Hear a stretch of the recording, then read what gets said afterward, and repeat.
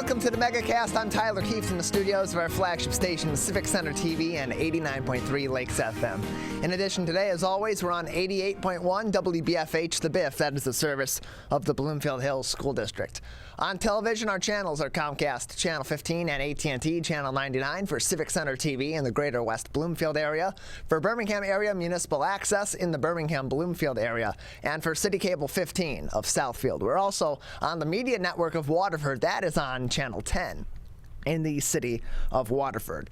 Join us on Facebook as well, facebook.com/Civic Center TV 15 and facebook.com/Lakes FM. While you're over on those pages, go ahead and like both of those pages to follow all the rest of everything that we do throughout the week, other than the Megacast here each and every day, live from 10 a.m. until 12 noon. You can also find us other places online. CivicCenterTV.com, of course, is our main page. Go there and click on the Watch Live link at the top of the homepage on your computer web browser, and in the left margin in our drop-down menu on your mobile phone. And you can also find more information about the show there as well at CivicCenterTV.com/Megacast, and find our other online outlet, My Michigan TV or MyMy. Learn more information at mymytv.com. That is MYMITV.com, where you can learn more about all of its free programming, subscribe for free, and find where you can download the MyMyTV app on both your smartphone and your smart TV in a number of different places. Again, that is mymytv.com,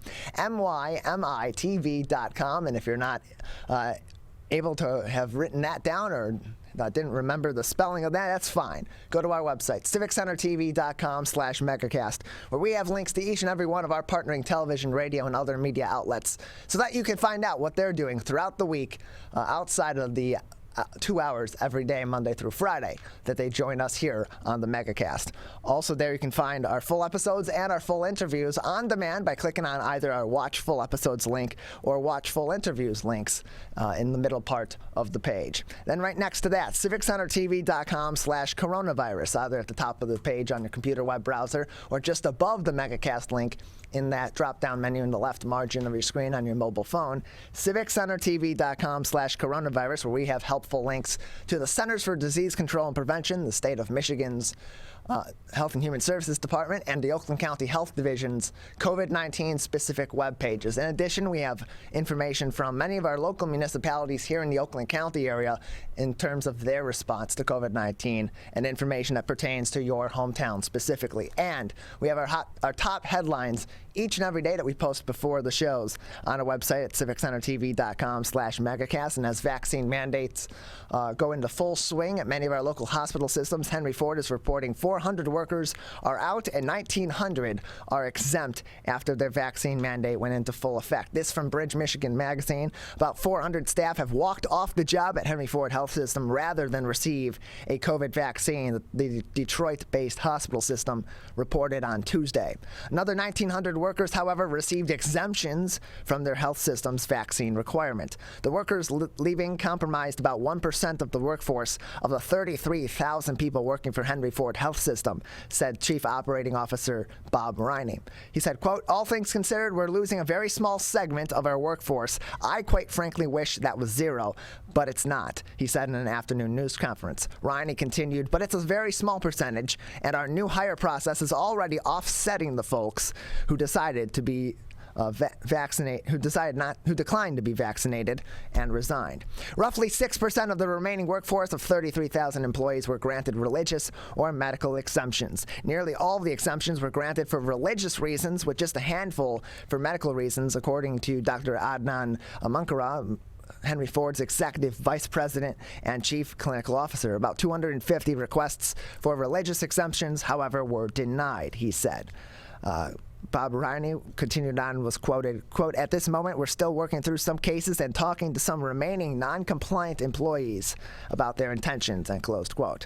Henry Ford, which this summer became the first health system in the state to require employees to get a COVID-19 vaccine as a condition of continued employment, released the data following a deadline it had set for last week Friday for workers to get at least their first dose. On September 9th, President Joe Biden announced a sweeping mandate that would require healthcare workers at nearly every hospital system and health system in the country to be vaccinated or receive weekly COVID-19 tests. The Occupational Safety and Health Administration, or OSHA, is now drafting detailed rules implementing the orders, but when they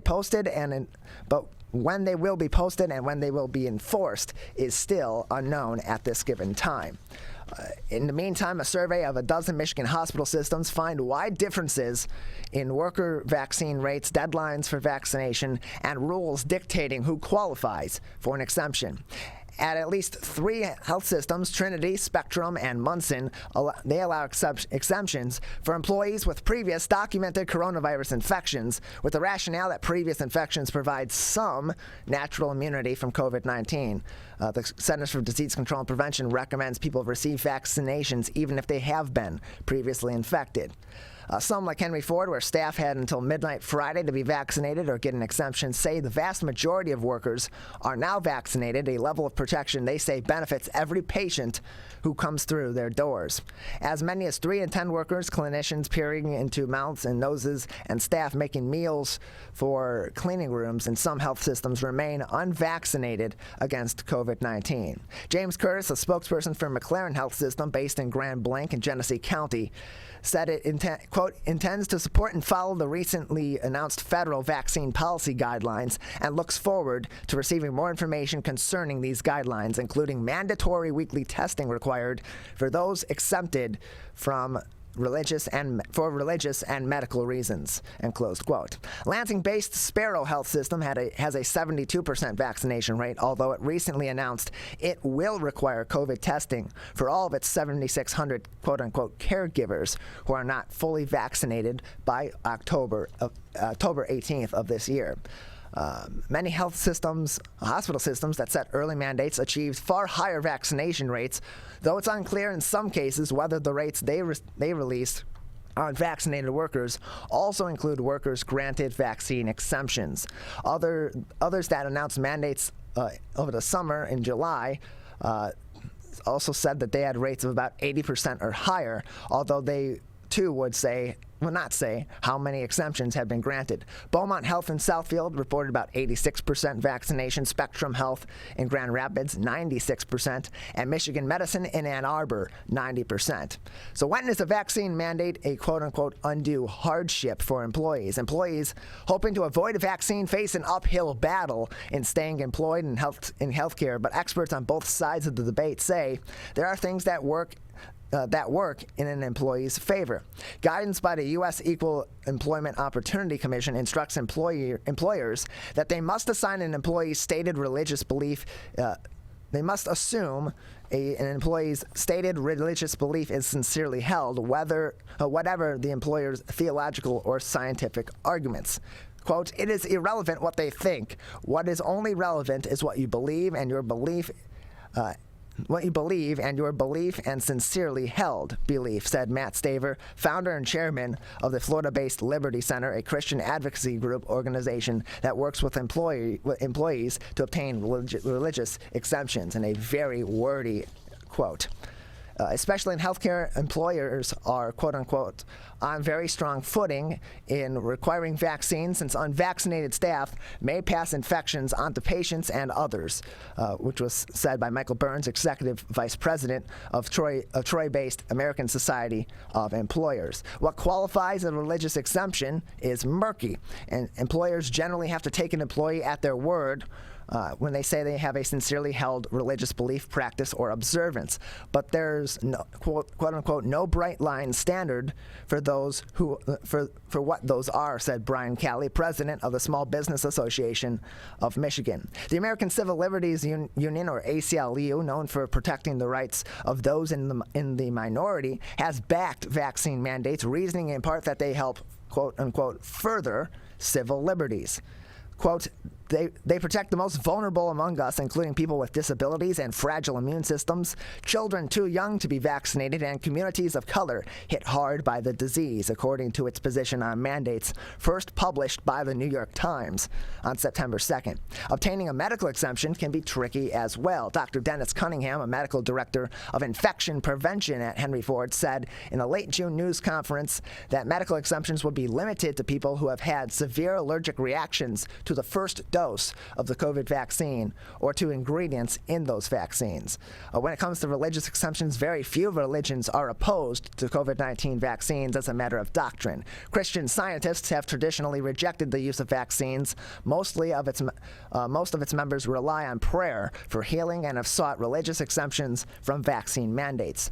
Some members of the Dutch Reformed Church also oppose vaccines, believing that they interfere with God's will, but that isn't an absolute either. Some members also view vaccines as gifts from God, according to a review of religious objections to vaccines from Vanderbilt University. Catholics have some limited objections as well. In early March, Michigan's 7 Catholic bishops, including Archbishop Alan Veneron of the Archdiocese of Detroit, called the Johnson & Johnson vaccine, quote, more morally problematic, and closed quote, than the Pfizer and Moderna vaccines because it used a fetal stem cell line in the testing of its vaccine. The bishops urged followers to only take the Johnson & Johnson vaccine, quote unquote, if there are no other alternatives. In August, Pope Francis appealed to the faithful to get vaccinated, calling vaccination an act of love, in quotations. That full article from Bridge, Michigan Magazine on our website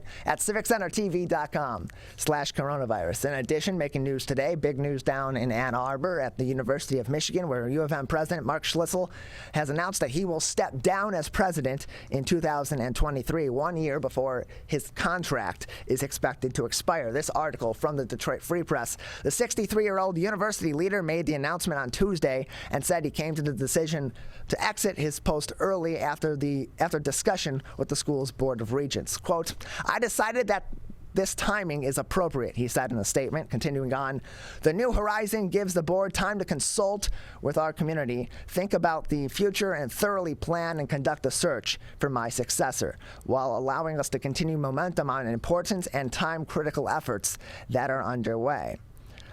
Regent Jordan Acker added in a release on Tuesday, quote, that he appreciates the leadership of President Schlissel throughout his term and knows that he is going to continue to work hard to advance our great institution. Some faculty members, however, have been outspoken of Schlissel, but we're pleased to learn that he is leaving his position. In a quote from Silke Maria Weineck, a University of Michigan professor in German Studies and Comparative Literature, she said, quote, I believe the University of Michigan has become a less humane workplace under President Schlissel's scandal-plagued leadership. As his term progressed, he became less and less engaged with the community and less concerned with the well-being of the community and increasingly isolated from the very people he was meant to serve, and closed quote. Schlissel left his post as provost of Brown University to lead U of M in July of 2014, becoming the university's 14th president. He succeeded former U of M president Mary Sue Coleman, who served for 12 years. This is what Schlissel is getting on his way out the door. For his service as president emeritus, Schlissel will get an office on Central campus, parking, and $36,000 annually to be used at his discretion, according to his agreement with the university. Other perks include contributions of $300,000 each year to his retirement plan on June 30th, 2022, June 30th, 2023, and June 30th of 2024, as well as use of the presidential house on campus until he is no longer president, and a $5,000 monthly housing allowance during his year as university special advisor. Schlissel will also be entitled to up to 18 months administrative leave with his presidential salary if he serves as president through at least June 30th of 2023. After that date or his administrative leave, he will be a tenured faculty member, get laboratory space, $2 million in startup funding, and receive no less than 50% of his presidential pay, or roughly $463,500 annually. Schlissel's agreement with the board also calls for him to receive a vehicle for business and personal use, a driver for security and transportation, travel travel accommodations, as well as business and entertainment expenses. For his part, Schlissel said he was, quote, very proud of all the university has accomplished thus far during my term as president and remain excited about what we currently have planned for the years ahead. And he says, thanks to you, U of M is addressing major societal changes such as poverty, firearm injury prevention, inequality, human health, and climate crises with interdisciplinary strength. He wrote on Tuesday, continuing, we've enhanced affordability on all of our campuses through the Go Blue guarantee, expanding the reach of our world-class healthcare, and set a record for private support of a public university. Schlissel will outline his plans for the coming year as annual leadership address that will happen on Thursday. That full article from the Detroit News at our website at civiccentertv.com/coronavirus. Then lastly, in our headlines today, if you're looking for a job, you need to be watching out and be very careful, as the Better Business Bureau of Michigan and the National Better Business Bureau is warning of scammers that are trying to hunt people who are looking for jobs as potential victims of crime. Job seekers beware. Complaints have been climbing during the pandemic when it comes to phony job offers, missing paychecks, and scams that involve paying up front for equipment and supplies that are supposedly needed to do that new job. About 32% of those complaining to the Better Business Bureau noted that they did the work but were never paid. The Better Business Bureau continues to warn those looking for work to verify employment offers to avoid getting caught up in illegal jobs where you might end up reshipping stolen merchandise, becoming a victim of identity theft, and losing big money out of your pocket to fake check scams. The BBB estimates that 14 million people are exposed to employment scams every year, with $2 billion in direct losses annually. The overall median loss was $1,000. As more people wanted to work from home, the doors opened to even more job scams, according to a BBB report titled Job Scams. The report highlighted many ways that scammers target those who want to work. That includes through demanding money on gift cards, impersonating real human resources people, promising cash for reshipping goods, as well as advertising techniques for nannies or for caregivers as well. The BBB report indicated that women accounted for 66.7% of complaints related to job scams, but suggested that it is possible women were more likely to reach out and file a complaint as well. The BBB said it is aware of no evidence that scammers are specifically targeting women. Unfortunately, she said, Melanie Ducanel, the president of the Better Business Bureau of Michigan, said job applicants need to do far more background searches on some offers that simply sound too ideal. Ducanel said she would recommend calling the company itself and asking for their HR department, not the name of any given person. Then mention that you've been contacted to see if they are really if there really is such an opening as what you've been discussing. Many times people will be asked to interview via Zoom or an online chat service, but it's key to do more due diligence to make sure that is legitimate. Ducanel also noted that a woman recently applying for a job at the BBB in Metro Detroit was offered the opening via a Zoom interview, but the woman said she'd like to come in and see the building before accepting the offer. While Ducanel said she first found that a bit unusual, she realized that many people understand that job scams exist. Quote, for all she knows, she was about to be scammed, and close quote from Melanie Ducanel. So, if you're applying for jobs right now and some things seem a little bit too good to be true, or something just seems like it's an odd question to be asked of you in the job search process or in the interview process, look into it more. Ask more questions, and don't be afraid to reach out to other people and other experts in the community, such as the Better Business Bureau of Michigan and their local offices as well, to try to help you avoid becoming a victim of job scams. All those articles in full on our website, civiccentertv.com/coronavirus, where you can find links directly to these publications throughout Metro Detroit and across the state of Michigan that are publishing these articles, these great journalists, and support local journalism through not only viewing their articles, but subscribing to these publications as well. We have a good show ahead for you today. coming up at 10:20 here in the next couple of minutes. We're a little bit behind today. I'll be joined by Deborah Leventrossel. She is the owner of Shimmy Shack, and she'll join me to kick off the show today at 10:40 at the bottom of the first hour. Jason Langwell, the executive director of the Rocket Mortgage Classic, will join me on the show. Then in the 11 o'clock hour, Louis Mendieta, the director of the Radio Centro Multicultural and Centro Multicultural La Familia, based in Pontiac, will join me on the show. At 11:20, as I turn my page and it is not cooperating, Brandon A. Wright, a special lecturer in the School of Music, Theater, and Dance at Oakland University, will join me. And then we'll cap off the show with Dave Serio at 11:40, an educator of public programming and a specialist in the Arab American National Museum in Dearborn. That's all coming up next. You're watching and listening to the Megacast. Parents do a lot of worrying. Get your kids caught up on childhood vaccines to protect them from these 14 preventable diseases, and you'll have 14 fewer things to worry about. Vaccines are safe and effective and save lives.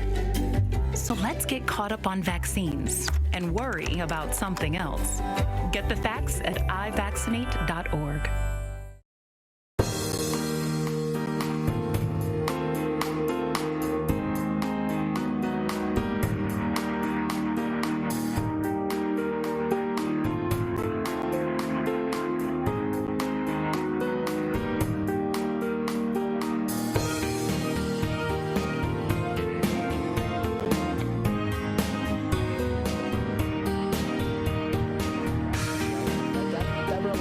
She's the owner of Shimmy Shack, Veg American restaurant and food truck in Plymouth. Deborah, thanks for being with us today.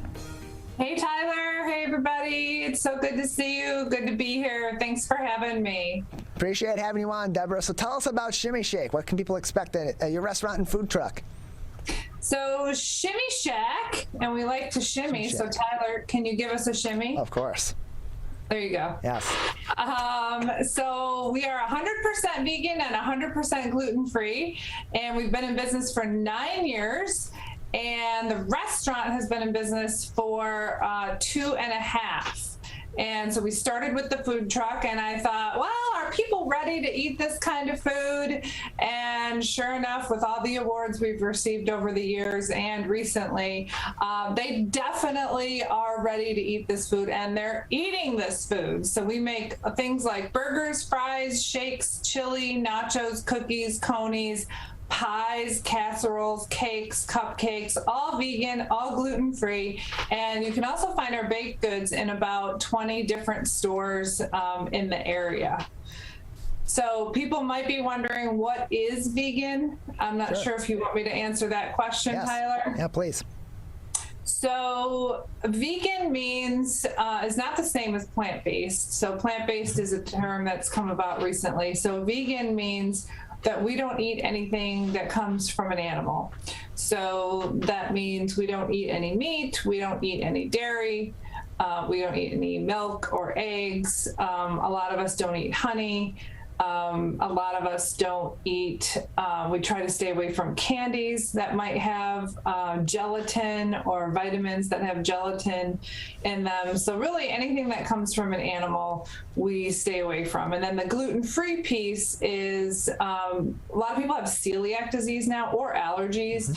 And so we don't use anything from wheat, barley, rye, or oats. We're joined by Deborah Leventrossel. She is the owner of Shimmy Shack, Veg American restaurant and food truck in Plymouth. And Deborah, you've been vegan for 31 years. What ultimately led you to decide to open a vegan American restaurant and food truck? So Tyler, it was really because I couldn't find anything to eat when I went to concerts or fairs or any kind of event, really, even a farmer's market. Our choices were pretty slim. And so I said, well, it was cheaper to start a food truck than a restaurant and to test the market. So we tested the market with the food truck and definitely decided that people were ready to eat this. And so that's when we opened up the restaurant. And so how has business changed over the last, since you've been opening, since you've opened Shimmy Shack? Because vegans become much more common, much more popular in recent years, and there's more options available now for people. That is very true, and we are really happy about that because people are vegan for many different reasons. It could be allergies, it could be religion, it could be for health, it could be for animals, it could be for compassion, it could be for peace, it could be for your health, the environment. There's so many reasons why people are vegan, and we've seen a steady business. So definitely steady over the last 9 years. Obviously, we're still in business. We were profitable after the first year, so we had a lot of demand even that first year. And then over the last couple of years, I have to admit the restaurant business is a little harder than a food truck, that's for sure, because you got to get people to come to you instead of you going to them with the food truck. And then, of course, the pandemic hit right after we opened, so it kind of forced us to pivot in different ways than I'm sure we wouldn't have if the pandemic had not hit. We're joined by Deborah Leventrosser. She is the owner of Shimmy Shack Veg American Restaurant and Food Truck in Plymouth, joining us today on the Megacast. And you mentioned your food truck. It allows your business to go to people and get business in a number of different places instead of just simply in a brick and mortar store. So where can people find more information about where they can next find the Shimmy Shack food truck? So our website is a really good place to start. So shimmyshack.com has our truck locations. You can also order food on there, and you can make special orders on there, like all of our casseroles, cakes, cupcakes. You can do all of that on our website. All of our recent videos are on the website as well. Now we are on Facebook and Instagram at Eat Shimmy Shack. So we usually post on Facebook where we're going to be that particular week. And we're having a fall brunch with house-made donuts, cinnamon sugar donuts and pumpkin spice donuts on October 24th. Tickets are now on sale, and you get a huge plate of food, some donuts and some cider, and we're also going to have live music. We're going to have vendors, so it'll be a fun day, October 24th. Providing food that tastes good, but also some things that look good over at Shimmy Shack. Deborah, in the past, you have released a calendar each year with Michigan's sexiest vegans. Do you plan to release Michigan's sexiest vegan calendar from Shimmy Shack in 2022? Yes, we just finished shooting it in August. It is now at the printer. And so we're calling it now Michigan's Sassiest Vegans. And we had our biggest showing yet of amateur models and some who have modeling experience, but they're all customers who just want to have some fun. It is such a fun day to come and dress up and drink and get in front of the camera and just have a lot of fun. So it goes on sale in a couple of weeks, and we'd love for you guys to support us by purchasing a calendar, and it's super fun. Yeah, so we're definitely coming out with a 2022 calendar. And if you want to support support Shimmy Shack's calendar for the 2022's sassiest vegans in the state of Michigan, learn more information on shimmyshack.com. We're joined by Shimmy Shack owner Deborah Leventrosser. She is the owner, of course, of Shimmy Shack Veg American Restaurant and Food Truck located in Plymouth. And now you mentioned earlier that some of your products are in stores throughout the local area. The Shimmy cookies are now in 7 stores. What is so great about these Shimmy cookies that people and retailers love so much? Yeah, so we have 7 varieties of cookies. We have 3 varieties of bars. We now have a pumpkin chocolate chip bread with an icing on top, and we are in 20 stores. So the Westbourne markets, the Zerbos markets, and then a lot of like coffee shop type places. So if you go to our website, shimmyshack.com, you can see a list of all of the places where you can find our yummy cookies. And I mean, Tyler, the answer to your question is because they're just amazing. They taste really, really good. I mean, if you didn't tell somebody that there were no eggs in there, that there was no butter, and there was no milk, you wouldn't know it. You would not know it. So they really taste amazing, and they sell out every week. We're joined by Deborah Leventrosser, the owner of Shimmy Shack Veg American restaurant and food truck that is located out of Plymouth. And Deborah, how has your approach to a vegan restaurant, to a vegan food truck business changed over the years? Because like we mentioned earlier, the options that have been available for people in terms of vegan food has certainly increased over the last several years as this option for people's diets has become more popular, and as more people have decided to become vegan, either for moral reasons, for health reasons, whatever the case may be. So how has that changed your approach to providing these vegan options at Shimmy Shack? Well, and I also wanted to mention that we don't just serve vegans. Okay. So we serve a lot of people who are omnivores, who eat meat, fish, and they just love our food. So I don't want you to think, everybody that's watching this, that you have to be vegan to eat at Shimmy Shack. We have probably the best falafel wrap in Southeast Michigan. That's what we've been told. We make our own garlic sauce, etc. So back to your question about what have we done to change, I think vegans now expect more than just there's burgers. Burgers have been around, but veggie burgers have been around for about 30 years since I've been vegan. So they certainly are demanding more choices. And so that's what we're trying to give them. So during the pandemic, we had to pivot.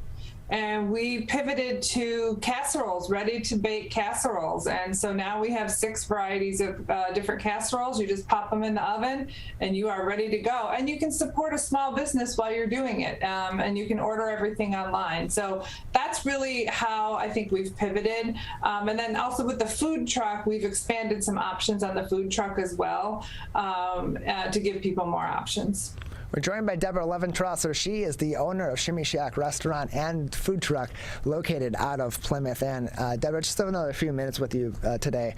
And so you mentioned that, of course, your restaurant doesn't just serve people that are vegan, but also others that are just seeking for different food options or want to try some vegan options as well. For people that are interested in incorporating of parts of a vegan diet or an entire vegan diet or lifestyle into their daily lifestyle, how do you best suggest that they approach that? Because for some people it can be a really harsh transition from their current lifestyle to a vegan lifestyle, and for others they just want to incorporate a little bit of that into their monthly routine to either help out the environment a little bit, help out our animal population a little bit, or improve their health slightly and kind of ease their way into a vegan lifestyle. What steps do you suggest people take if they're interested in living a more vegan lifestyle, or just are interested in vegan eating or vegan living? So first of all, try Meatless Monday. So Meatless Monday has sort of become a thing. So maybe on Mondays, don't eat meat. There's a lot of different options that you can use nowadays that didn't exist 30 years ago that can substitute for that sort of maybe thickness or texture that you're looking for to make you feel full. So I personally like tofu. I know a lot of people don't like tofu, but I've eaten that for 30 years, so I love it. But there's a lot of meat substitutes out there now that you think you're eating meat. So I would try Meatless Mondays for sure. And there's a lot of great recipes now out on the internet. So whether it's Instagram or whether it's bloggers that you read, or just go out to one of the bookstores and buy some books. Smoothies are another great way to maybe change up your breakfast or change up your snacks. You can sneak in a lot of really good vegetables and fruit just by buying a blender or a Vitamix or even a food processor that you might have and increasing it that way. Now, I know when I say eat a salad, people are like, eat a salad. That's just like lettuce and tomatoes and carrots. You can do so much with salads. At home, I'll steam vegetables, I'll get some chickpeas, and I'll just mix it all together, and it becomes like a really thick and hearty salad, not like one of those that you get at a chain restaurant. But salads have changed a lot over the years. Another way to do it is just leave the meat out of something. So if you're gonna have spaghetti, one night at home, just don't make it with meat sauce. Make it with marinara sauce or, meatless sauce.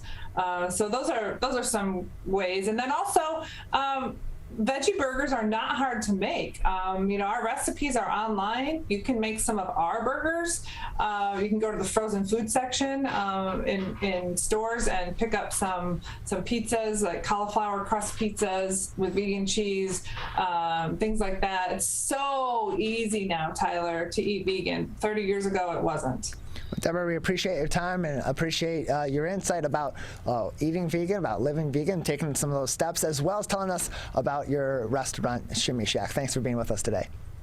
Thanks, Tyler. Appreciate it. Bye, everybody. Bye, Deborah. Shimmy. We may come from different organizations, but we work together to protect the Huron River for everyone. Most of the pollution that goes into our rivers is carried by rainwater that flows off of roads, parking lots, and rooftops. The leaves and bark of a single tree can retain a surprising amount of rainwater. Depending on its size and species, it could be 100 gallons or more. It is estimated that an urban forest can reduce annual runoff by up to 7%. Here's one thing that we know can help keep our water clean. Plant a tree. Plant a tree. Plant a tree. There's one water, and it's ours to protect.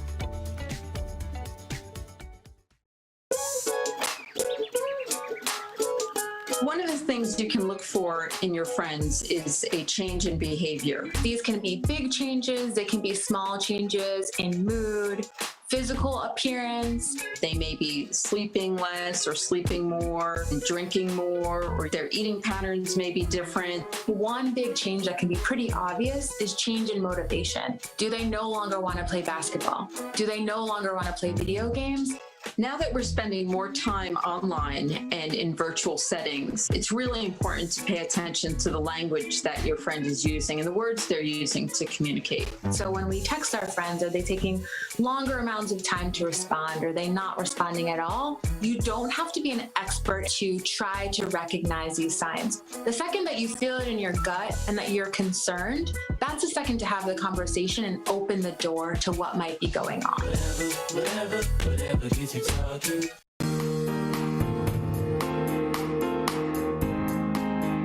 As we head out of summer and into fall and into the last few weeks of golf season, then to talk about the Rocket Mortgage Classic. And we're pleased to be joined by the executive director of the Rocket Mortgage Classic, Jason Langwell, with us now on the Megacast. Jason, thanks for being with us today.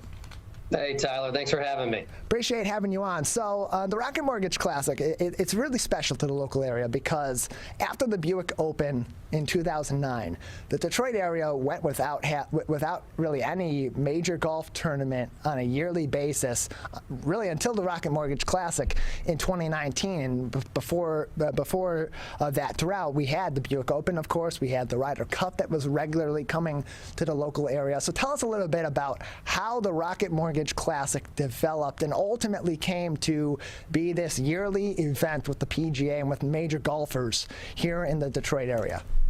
Yeah, I was actually there. I used to work on the Buick Open actually before being here. I had a couple jobs in between, but I was there in 2009 when Tiger won, and on the green. It was a very emotional time for a lot of the Buick executives, and it took golf out of the state of Michigan, but there had never been any professional golf event in downtown Detroit.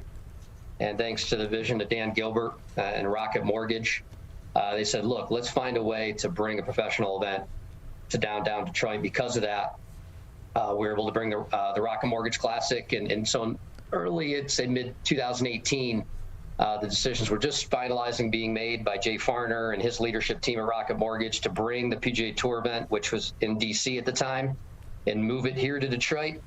Then I'm fortunate enough, my company Intersport has a relationship with Rocket Mortgage, was helping them with their sports sponsorship work, engaged us about finding a way to help them do sales, marketing, and operations for the event. And then the PGA Tour were just so focused and just loved the idea of bringing their only PGA Tour event in the regular season to an urban core like Detroit. So all those things came together under Dan and Jay's leadership, and we found a way to turn that vision that they had into a reality. And now we're all blessed to be able to have 156 of the best players in the world showing up here for 1 week a year to help us celebrate this great city. And on the onset, from the onset of bringing this tournament back to Detroit, you talked about the role that Jay Farner, that Dan Gilbert, that organizationally Rocket Mortgage has had in building this tournament, this PGA golf tournament, this professional tournament in downtown Detroit, but also keeping it here. And it was just some exciting news that sponsorship was extended. What does that ultimately mean for the tournament that's still kind of in its infancy, still developing its identity, but it's had a couple of really exciting years of golf to start it off? Yeah, no, that's right, Tyler. We're very excited about the announcement. As you mentioned, we were just Commissioner Jay Monahan, Jay Farner, myself, the three Rocket Mortgage golf ambassadors. We had Lexi Thompson, Ricky Fowler, Bryson DeChambeau, who's been a little bit busy of late, came to town here just a week ago to make an exciting announcement about extending the event through 2027. And in just 3 short years, we've had a chance to, our focus has been really trying to build some momentum, right? And so now we've got a chance with this news to build upon that momentum. And it's exciting, just if not only if you're just a fan of golf, if you're a fan of Detroit, we're going to have an opportunity now to celebrate the city and come together to do so, not only in person, but actually create a global stage for the city of Detroit on television and shine a spotlight on this great city. So it's huge news for us and just gives us tons of momentum to build upon what we've already done over the last 3 years. And having that sponsorship, having that support, not only from Rocket Mortgage, but also from an established club like the Detroit Golf Club, how does that help in recruiting or attracting those big name professional players like a Ricky Fowler, like a Bryson DeChambeau, like Lexi Thompson, and others that are developing and coming into that stardom to ultimately want to come to Detroit to play the Rocket Mortgage Classic?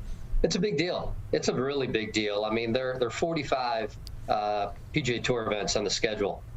Top players typically play anywhere to 20 to 25 of them, so they have a choice to make. And many of them, aren't going to choose to invest their time and effort into a new event like ours if they don't feel like they've got the confidence it's going to be around, right? They want to invest their time in getting to know this golf course. A lot of professionals go out, just like we would do if we were them, and find places they think they can win. Because that's a profession, that's what they need to do. And so knowing that those who've already invested their time have made a wise investment, sending a message to those that haven't yet, that they can make an investment and know it's going to pay off. They're going to have a platform here to build upon their knowledge and get to see this great city is just massive for us. And so it just gives us tons of stability and allows me and Casey Herbis from Rocket Mortgage and Bill Emerson and a number of others who go out with me in recruiting businesses to go out and put that pitch together that allows them and tells them why they need to make Detroit, one of their 20 to 25 homes each year. We're joined by Jason Langwell. He's the executive director of the Rocket Mortgage Classic with us on the Megacast. Rocket Mortgage Classic, of course, first ran here in downtown Detroit in 2019 and recently had its sponsorship with Rocket Mortgage extended for a number of years going forward. And other changes that are coming up. Bryson DeChambeau, of course, has been a big star that's regularly been at this tournament. He's the number 7 ranked player in the world currently. And he mentioned the other day that there are some changes and some improvements that will be coming in the future at the Detroit Golf Club for the tournament. Are you able to disclose any of those at those time, and what can people expect in the future at the Detroit Golf Club? Well, our focus is enhancing the experience for everyone. We want to create a Detroit experience for our players and our guests. So as it relates to the golf course, we've made some changes and alterations in partnership with our partners at Detroit Golf Club. It's a great golf course to begin with, and we've gone on a mission with them to make it even better. A big part of that, all the players on tour like a firm, fast golf course, so we've been working on drainage. We've extended and added some new tee boxes that have lengthened some areas and put a few bunkers in play that wouldn't have otherwise been in play. We're working with Detroit Golf Club and some players to talk about some other modifications that we can make in the future. And so we're currently doing those now. We've actually got a meeting out there tomorrow. We're going to be looking at some different areas to put hospitality, to improve kind of the routing for fans, because that's a big part of the fan experience, right? You've got all these hospitality structures out there. You got to know where to go, and you want a good experience to be able to flow from one hole to the other. And so we've really had 3 year ones, Tyler, if you think about it, at 3 very different years. And in a lot of ways, that's helped us as we head into next year, and hopefully it'll be a little bit our first year too, maybe, that we can take all the things that we've learned over the first year and make those applications for the benefit of the players and for the patrons that come out to enjoy the experience. We're joined by Jason Langwell. He's the executive director of the Rocket Mortgage Classic with us today on the Megacast. And you talk about some of those improvements that are oncoming. How much of the time spent during the pandemic working on this tournament was about innovations in the future? Because so many different organizations, especially in entertainment, many of which were shut down for safety reasons over the course of the pandemic, one of the few benefits of those shutdowns and of that time away from the action was that they were able to consider a number of different ways to bring new wrinkles into play, to garner more interest, to make things more fun, more entertaining for the audience, but also more engaging for those players. Yeah, no, we've done a lot of that. Health and safety has been and remains a top priority for our event. COVID-19, caused us to think even harder than we already had about health and safety, get innovative, to your point, think about doing things differently. And we've done that. This last year, one of the things that we went to an open air hospitality structure instead of putting sides in the tents. And what we found not only was that it created a more safer environment, but the fans loved it because there were no walls in the sides of the tents, they're able to see across a number of different holes that they wouldn't have otherwise have seen. We went to a more, digital only ticket instead of a paper ticket. Again, driven initially out of safety. We heard a lot of feedback that was a more convenient, more desirable experience for our fans. So those are just a couple of examples of kind of COVID-caused innovations that we think will stay with us as we move forward, hopefully as we move to, more of a post-COVID environment. We're joined by Jason Langwell. He is the executive director of the Rocket Mortgage Classic, joining us today on the Megacast, and it's been running for a few years now. Of course, the Rocket Mortgage Classic will continue to run for several years now into the future with the extension of its sponsorship with Rocket Mortgage and with the great partnership that you have with the Detroit Golf Club. So far, what has been that reaction from the golfers themselves? Because you have great stars like Ricky Fowler and Bryson DeChambeau and Lexi Thompson, who clearly are excited about playing golf in Detroit, love the environment, love what Rocket Mortgage, what your team has done in organizing this tournament. Widely speaking, is this growing as one of those tournaments that players are looking at and saying, this is something I'm marking on my calendar, I'm really excited about playing golf professionally in downtown Detroit? Yeah, I think the answer to that is yes. The players kind of speak with their actions, right? And, to have Ricky here and Bryce, you look at the field that we've had over the last 3 years, it's been incredible. A far better field than we'd had when we were down in D.C., frankly. To have Bryson DeChambeau, we had Dustin Johnson play, he was #1 in the world. We had, last year, Phil Mickelson come join us. So it's not like we've got just a group of 2 or 3 players that are coming here every year. We do have that. Patrick Reed and Bubba Watson have just, decided to make this a stop. Bubba Watson himself is not only appreciative of what's happening at the golf course, but he's investing his own dollars to support our Changing the Course initiative. And I think what that says is the players get that we're more than just a golf tournament. And they appreciate what happens inside of the ropes, but they understand that the reason that this event exists is for what happens outside of the ropes. And that's really our focus and our mission and our reason for being, and the players are getting behind that. And that's why I think you're seeing such great fields year in and year out. We're joined by Jason Langwell. He is the executive director of the Rocket Mortgage Classic with us on the Megacast, and the tournament will continue to be at the Detroit Golf Club through 2027. Great news in recent days and recent weeks about the Rocket Mortgage Classic as it continues to establish itself as a premier tournament in the PGA and in professional golf right here in the Detroit area. We're pleased to be joined by its executive director, Jason Langwell, with us on the Megacast. And you mentioned the Changing the Course initiative. Talk to us a little bit more about that and give us some more details on what that is, because it is now, it's got to be taken on a great benefit from having this tournament be secured in place through at least 2027. Yeah, no doubt. Well, the COVID-19 pandemic, shined a light on a number of unaddressed issues and underlying issues here in Detroit, and internet accessibility was by far the most severe. And too many Detroit residents are just caught in this digital divide, right? They don't have the opportunities for education, for employment, and belonging, that's afforded to them, the ability to get online. And so we launched our Changing the Course initiative in 2019 or early 2020 to help do just that. 20% of Detroit families have only cell phone, for internet access, and 30% of the families don't have access to the internet in their homes at all. And so we've taken the proceeds from this event and found a way, how can we impact this outcome? How can we end this digital divide, and have made it our sole focus and mission. We've since launched a Connecting Seniors program that's distributed 10,000 tablets and data plans to seniors in Detroit. We've launched 4 neighborhood technology hubs in partnership with Brilliant Detroit. Last year at Media Day, we launched our emergency broadband benefit campaign that's going to help connect people to a $50 internet subsidy a month, and we've helped to ensure that Detroit's among the top 3 cities to utilize that subsidy. So we've got over 20,000 families taking advantage of that so far, and we have a number of community ambassadors we've hired out there that are focused and housed within 7 community organizations to, kind of help expand the message and get the word out about what we're doing. And so tons of data collection efforts that are going on to have kind of a baseline established for where we need to go in terms of our digital inclusion spectrum and initiatives. And so tons of good that's been done, ton more that needs to be done, but we're really excited about our initiative and the impact that it's made thus far.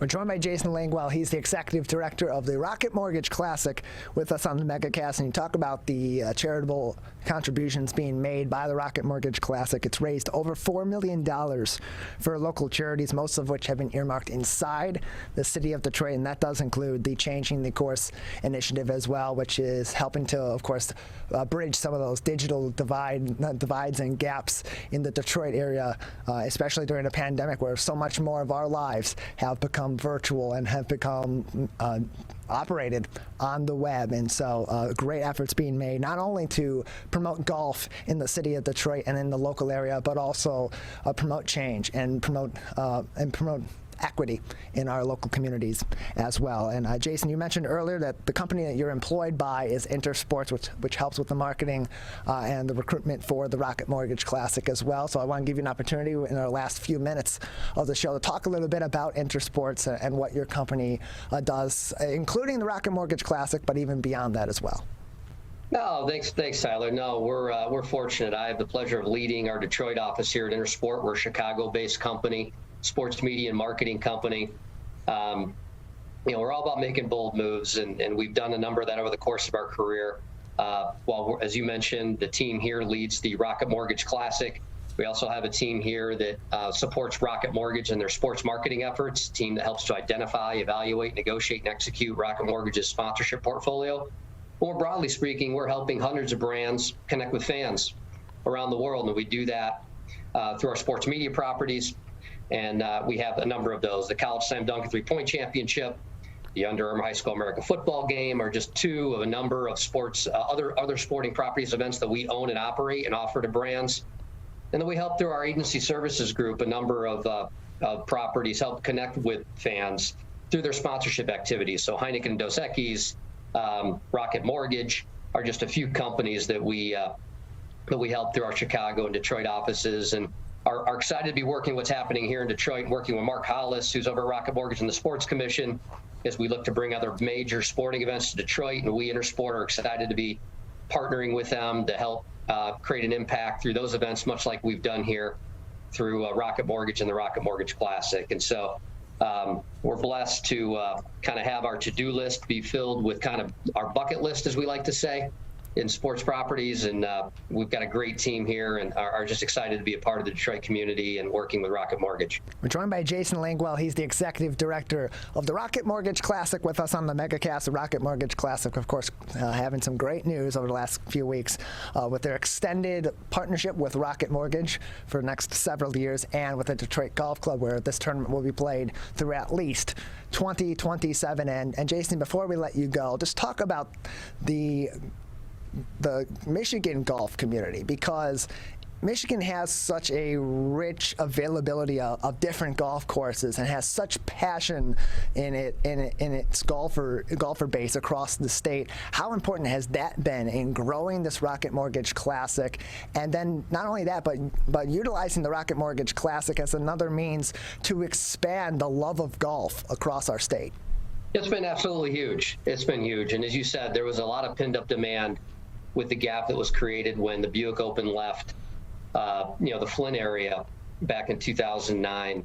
And so as we came back to build this event, we created the experiences we created. We did so with all the passionate golfers throughout the state of Michigan in mind.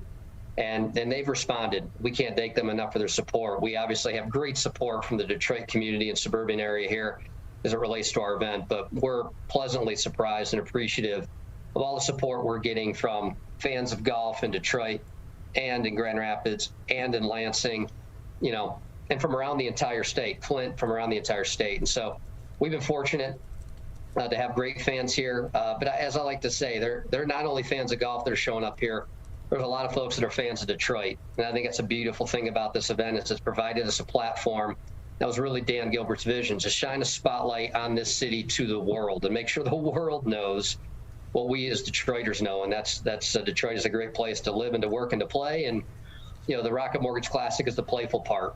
And our fans of golf here in Michigan love to come out and enjoy the experience, not only inside the ropes and outside the ropes, where we have the largest fan zone in the PGA Tour, where they can hang out and learn about the game and get a chance to experience the fun of the city and the beautiful historic Detroit Golf Club. And so we're very appreciative and fortunate to have the fan base that we have, not only here in Detroit, but around the state, and appreciative of the support they've shown us. Yeah, we got a lot of great golfers that are becoming ambassadors for the state of Michigan and for golf in Michigan. And Michigan is continuing to be a great ambassador for the sport of golf as well. Jason, appreciate it. Thanks for joining us today. Thanks, Tyler. Today, it is easier than ever to join Michigan's Organ Donor Registry and help build a bridge of hope for organ, tissue, and eye donation. Just one person can potentially save or help improve the lives of up to 75 people. By joining, your legacy could be the gift of life. Sign up today at michigan.gov/SOS or at any of the more than 145 Secretary of State self-service stations located across Michigan. Be part of Michigan's Bridge of Hope by adding your name to the Organ Donor Registry. When times get dark, we can't see the help that's all around us. When you don't know where to turn, let 211 be your guiding light.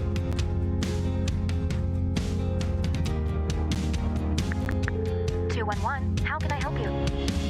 Our guides are ready to connect you with the help you need.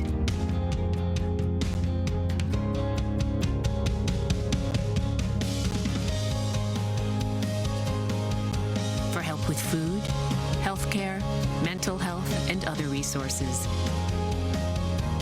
call 211 or visit 211.org. 211. Get connected, get help.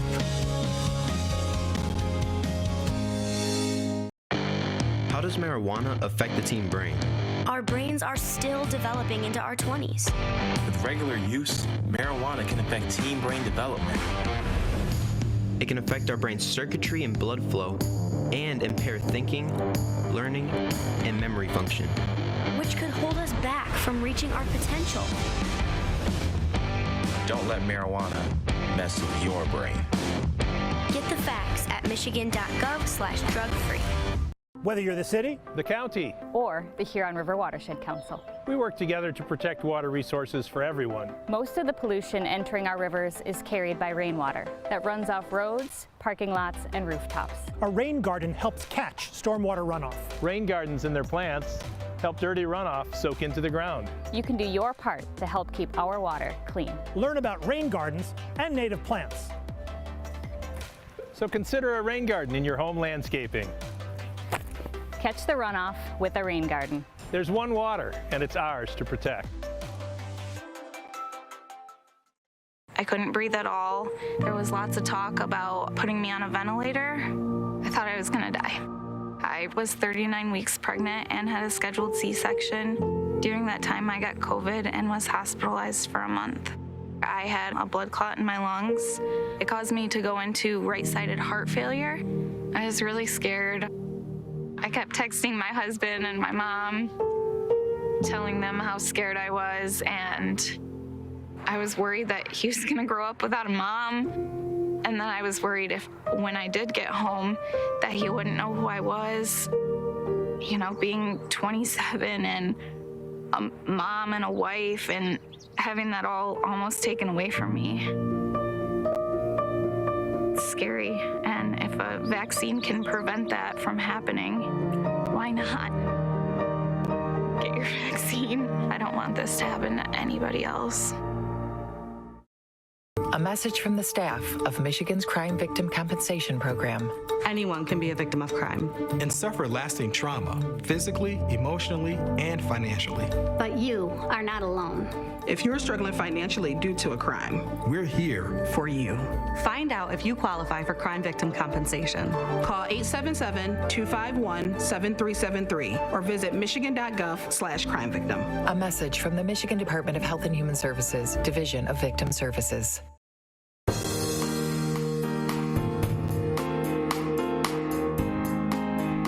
Welcome back to the Megacast. I'm Tyler Kieft alongside our studio producer and board operator Calvin Brown in our studios in West Bloomfield Township, where you're listening to us on your radio homes for the Megacast, 89.3 WBLD Orchard Lake and 88.1 WBFH Bloomfield Hills. You can find information on all of our partnering television, radio, and other media outlets on our website at civiccentertv.com/Megacast, where you can also find our full episodes on demand, as well as each and every one of our interviews, including this interview with Luis Mendieta, the director of Radio Centro Multicultural with Centro Multicultural La Familia, based in Pontiac, as well as Regina Cardenas, who is the volunteer coordinator and data manager, joining us now on the Megacast. Thanks for being with us today. Thanks for having us. Appreciate having you on. Thank you for having us. Appreciate having the two of you on. So, Luis, let's start with you. Tell us a little bit about Radio Central Multicultural. What is it? What kind of programs are offered through your organization? All right. Well, Radio Centro Multicultural is a radio that we have it in Spanish, and we also do some programming in English at 2 o'clock. And during the morning at 10:30, we have a full program in Spanish where we help people with educational programming. This is not a commercial program, but it's more educational, where we try to reach out to people who speak Spanish. So what are some of the programs that are provided in Spanish to our Spanish-speaking individuals in the local area? What kind? You said that a lot of them are educational, are based in being educational. What kind of services are provided through those? Well, the kind of services is mental health. You know, we talk about domestic violence. We talk about health education. And we do a lot of things about citizenship, how to communicate with other people, how to be ready and prepare in case if we needed to have some help helping other people in the community. And we always try to do all kinds of things. And that's why our programming is always educational, but at the same time, trying to help the community to get better. And if anybody needs any help, we can always offer it. And so who is operating these programs? Are these professionals that are being hired in through your organization? Or are these volunteers, a mixture of both?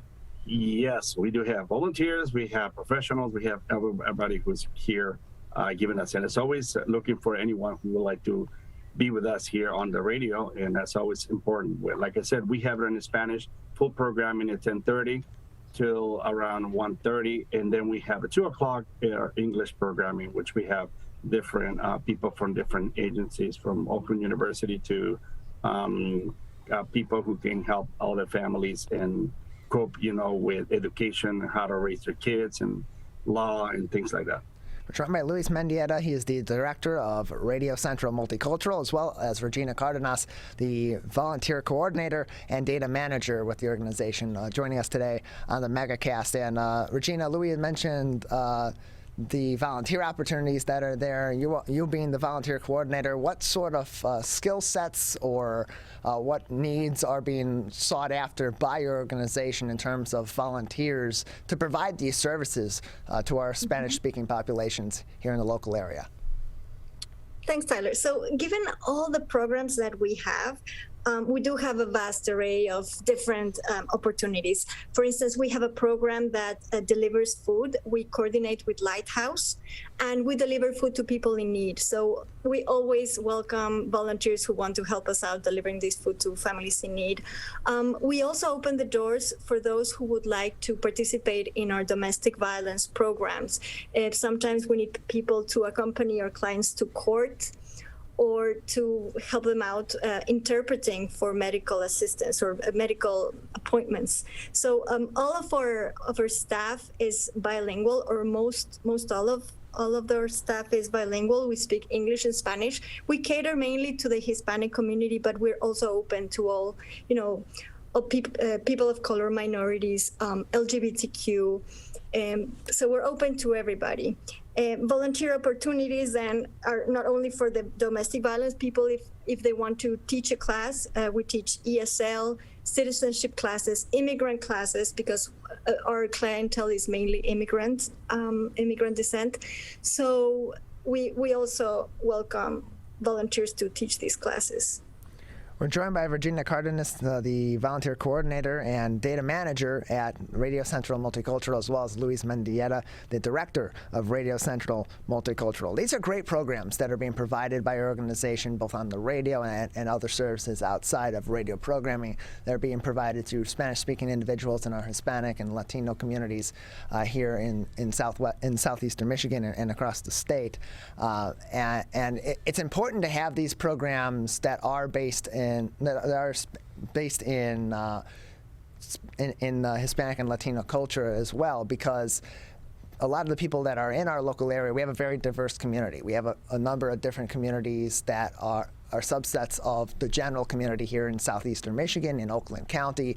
And oftentimes when we provide these sorts of services in a general sense, the cultural elements of providing these services for our multicultural communities aren't in play. How much more important or more effective, better yet, are these programs in providing these necessary services and these critical services, in many cases, Luis, to the people that you serve, being that they're based in an approach from a Spanish-speaking community to Spanish-speaking individuals in our local area?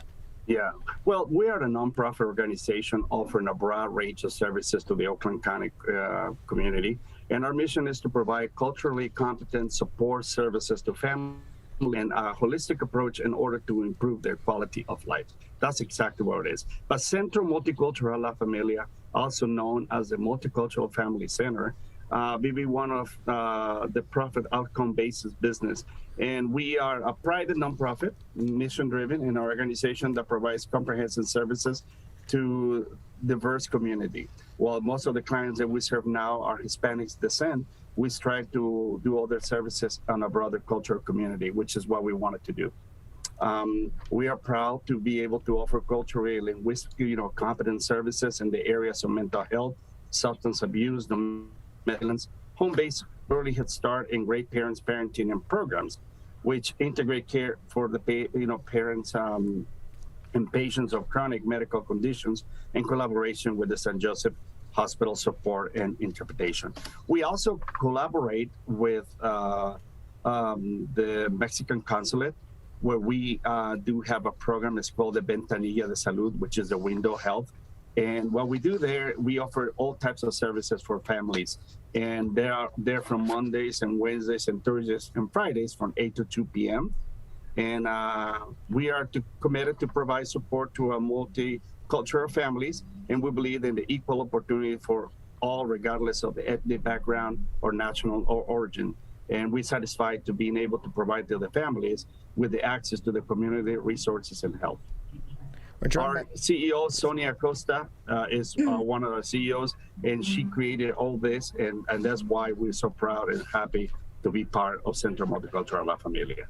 Yeah, these are fantastic services that are being provided. They're necessary services that are being provided, and like you said, they are being provided keeping cultural elements of these people's situations in life in context as well, which is really important to providing mental health services, to providing other health services, and everything else that is done through your organization. We're joined by Luis Mendieta. He is the director of Radio Centro Multicultural, as well as Regina Cardenas. She is the volunteer coordinator and data manager with them as well. And Regina, we spoke about some of the volunteer opportunities previously in this interview, and Luis had also mentioned earlier on that some of the people that are providing the radio programming itself may also be volunteers. In terms of, and this could be a question for either one of you or both of you, in terms of what you're looking for in radio talent or radio hosting or shows going forward, what is being sought after right now to either for hosting of these shows or for supporting these programs to provide for the people of our local area? Well, there's always a need that I'm going to have to answer this just quick. So we always need to help people who are talented and people who wanted to participate and help us in our community, because it's a community. Even though we have a lot of people listening all over the world, and it's amazing that people are listening from other parts of the world, we actually are aiming for the people here in Michigan, especially Oakland County. We are always looking for anyone who'd like to volunteer the time or something and learn about radio, and also have a good programming and educational programs. And we also provide, outpatient mental health, domestic violence programs, ESL classes, parenting workshops, assistance with health and insurance applications, interpretation and translations and services. And we offer a big variety of different things in Centro Multicultural La Familia. And so how can people seek these services from your organization? Obviously, there would be some details on that through listening to the radio programming, but beyond that, if people are looking for these services that are keeping in mind a cultural approach to things, culturally competent approaches and services, how can they reach out and obtain those services either for themselves or for someone else in their life that they care about? Yeah, so they can always look into our website. We're doing a revamp right now, but they can look into our website and they can see all the services that we provide. Our offices are open now. We were doing it remotely during the pandemic, but right now they're open. So from Monday to Friday, 9 to 5, they can come in. And we also have a very dynamic Facebook page, so you can learn about our events. For instance, on Friday, we're going to have a DV walk, Stop Domestic Violence. We're raising awareness of domestic violence. We're going to be walking here at downtown Plymouth from 1 to 3 p.m. So, you'll find out about those kinds of events. Sometimes we also have like health clinics where we have, or vaccination clinics. So people can learn about them following us on Instagram or following us through Facebook as well.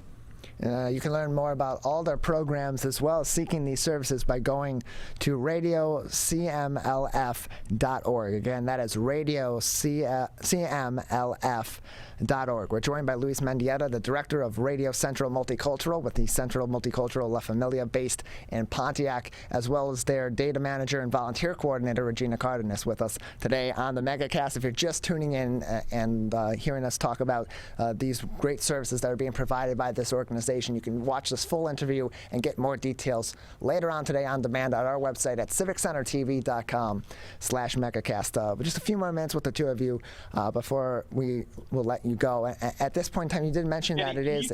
Please.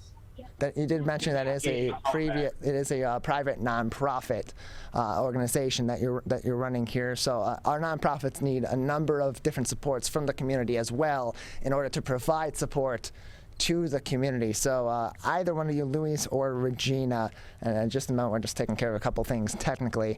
What are some of those supports from the greater community that are necessary in order to provide services to the community as best as possible that you do provide? Well, our mission is to provide cultural competence support services to families in a holistic approach and in order to improve their quality of life. And the way we do it is we always pair with other associations, and that's how we grow and we help. We also create different programs And when we create the programs, we also have opportunities to grow. And I don't know if Regina would like to add something else to it. Yeah, so people who would like to support us, they can also volunteer their time, and they can come directly to me. But also we do have an opportunity for them to donate. If they'd like to donate, they can go to our website and help us out with that. And also what Luis was saying, just if you have an organization who's interested in supporting the work that we do, we're always very happy to make these connections and see how we can work together to fulfill our mission.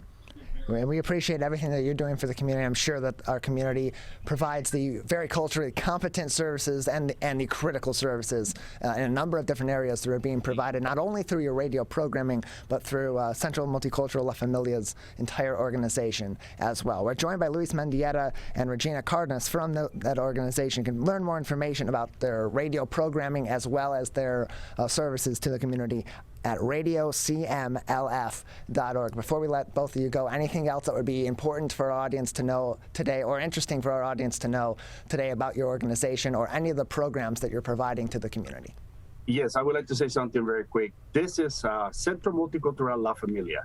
From Centro Multicultural La Familia, we created the radio, Centro Multicultural Radio. So if anybody would like to, get to see our platforms, they can go through Facebook, or they can see us also on our website, which is centromulticultural.org. And they can also go into Facebook and to Centro Multicultural. Sorry. Yeah. Well, go ahead, Regina. Regina, anything else for us? Yes, I'd like to say that we invite all people, especially those who are of our Latinx community. We do invite them, even if they're not looking for mental health services per se. We invite them to contact us whenever they have a question about looking for resources. We can always direct them to the community resources, governmental resources. So we just want to open the door to this community and, to everybody in general, if they are having trouble. The language barrier is an issue, or technological barriers. So just want to put it out there that they can come and look for Centro Multicultural La Familia. Well, we appreciate Centro Multicultural La Familia, healthy families, happy children. That's actually what it is. Absolutely. We appreciate both of your time. Thank you so much for telling us about all these great services that you're providing to our community, both our Hispanic and Latinx community, but also the broader community as well. We appreciate your time, and thank you. Thank you very much. Appreciate it. Again, you can learn more information about everything that they're doing at radiocmlf.org, as well as learn about all of their regular programming throughout the day and other events coming up as well. We appreciate both of their time. We're going to take a quick break. On the other side of the break, we're going to head over to Oakland University, where I'll be speaking with Brandon Wright, the special lecturer in the School of Music, Theater, and Dance at Oakland University. That is coming up next. You're watching and listening to the Megacast. You see certain things get reincarnated in your children. My daughter is very much inspired by my wife's artistic pursuits. So my daughter started making necklaces. She makes what we call affirmation fashion. I tell her every day that your black is beautiful. Your black is beautiful. Your black is beautiful. And if there's anything better than being beautiful, it's being smart. And if there's anything better than being smart, it's being kind.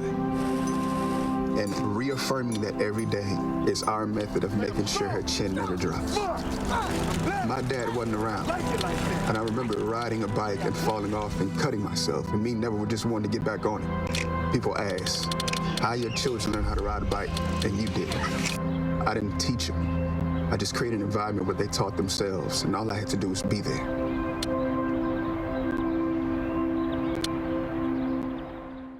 Whether you're the city, the county, or the Huron River Watershed Council. As partners, working together to protect our water resources, we agree. Pet waste is a source of harmful bacteria in the Huron River. When it's left on the ground, it can wash into the storm drains. These lead directly to our streams. No filters, no treatment. Here's one thing we know that can help keep our water clean.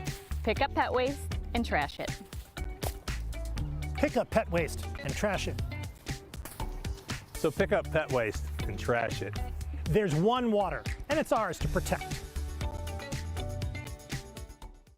Who is struggling right now? I am. My son is. Many are struggling with anxiety, depression, and substance use. Before it becomes a crisis, reach out to MyCal, the Michigan Crisis and Access Line for free confidential support 24/7. Available in the Upper Peninsula and Oakland County. Just call or text 1-844-44-MyCal or chat online at michigan.gov/MyCal. A message from the Michigan Department of Health and Human Services. I couldn't breathe at all. There was lots of talk about putting me on a ventilator. I thought I was gonna die. I was 39 weeks pregnant and had a scheduled C-section. During that time, I got COVID and was hospitalized for a month. I had a blood clot in my lungs. It caused me to go into right-sided heart failure. I was really scared. I kept texting my husband and my mom, telling them how scared I was, and I was worried that he was gonna grow up without a mom. And then I was worried if, when I did get home, that he wouldn't know who I was. You know, being 27 and a mom and a wife and having that all almost taken away from me. It's scary, and if a vaccine can prevent that from happening, why not? Get your vaccine. I don't want this to happen to anybody else. Motorcyclists are hard to see. To keep everyone safer, it's important to always look for them and know where most crashes occur. 84% of motorcycle and vehicle crashes happen on streets, not highways. And most crashes with motorcyclists occur when vehicle drivers are turning left.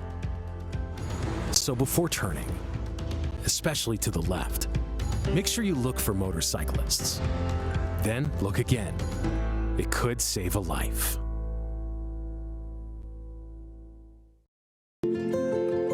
To Sofia and Gabriel. Even though these old knees can't follow on your adventure to the forest today, these flowers represent my love. These stitches and threads join us together.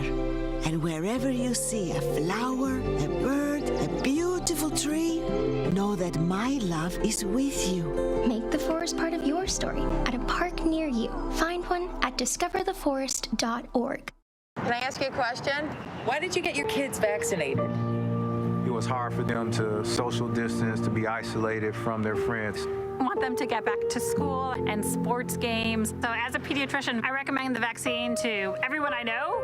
The boys lost a former teammate and classmate who was only 20 years old. It's been a devastating year. We want to get back to normalcy. Our daughter is really looking forward to being with her friends, being a kid. You're watching and listening to the Megacast. My earbuds, however, are not watching and listening to the Megacast. They are protesting me right now, but that's okay because we are standing by waiting for our next guest. We'll continue this short break and be back in just a few with more of the Megacast. It's the Great Lakes water, and so what people do ends up in our waterways. Flushable wipes are just evil.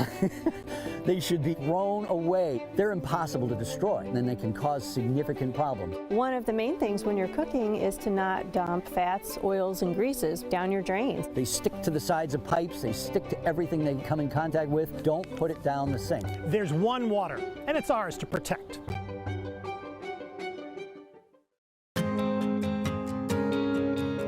When times get dark, we can't see the help that's all around us. When you don't know where to turn, let 211 be your guiding light.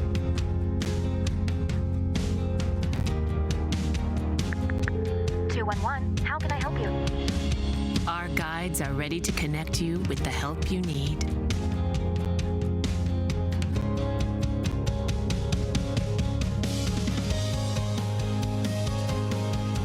For help with food, healthcare, mental health, and other resources, call 211 or visit 211.org. 211. Get connected, get help.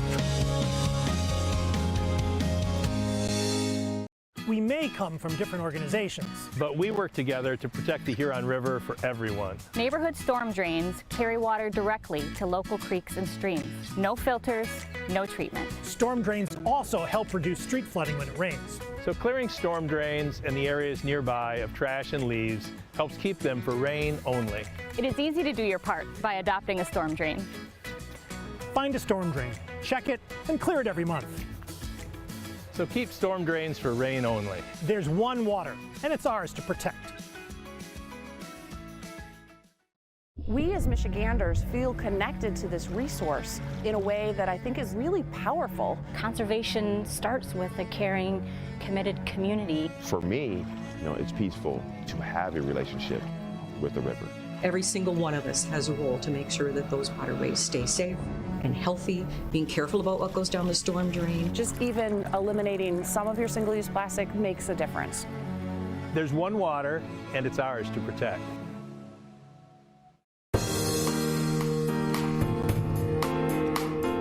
Welcome back to the Megacast. I'm Tyler Keefe, alongside our studio producer and board operator, Calvin Brown, in our studios in West Bloomfield Township, where you can watch us live every day, Monday through Friday, from 10 a.m. until 12 noon, and then you can join us for replays throughout the day on Civic Center TV, on civiccentertv.com as well. And for on-demand coverage of our show, watch our full episodes and our interviews, whatever it's most convenient for you, at our website, civiccentertv.com/Megacast. We're pleased to be joined now by Brandon A. Wright. He is a special lecturer in the School of Music, Theater, and Dance at Oakland University and is currently directing Passage, a gripping and enigmatic play by Chinese-American playwright Christopher Chen, on October 7th through 10th and October 14th through 17th at Oakland University. Brandon, thanks for being with us today.